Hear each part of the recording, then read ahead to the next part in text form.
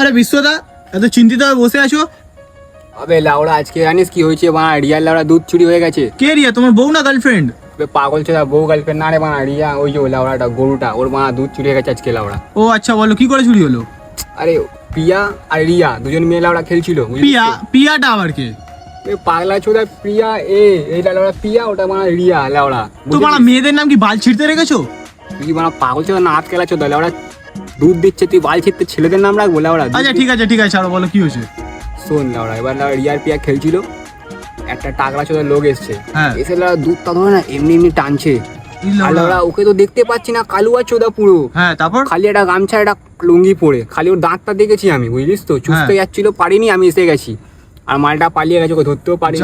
লাউড়া, তোমার ব্যবসা তাহলে কি হলো? ব্যবসা বানা কানার গানে চলে গেছে, লাউড়া উঠে গেছে। কি বলছো? হ্যাঁ বেলা, ওর আগে বানা আসতো সবাই, টিপতো চুষতো, একটু মজা নিত লাউড়া। আর দুধগুলো টিপে টিপে বড় বড় করে দিয়েছিল বানা।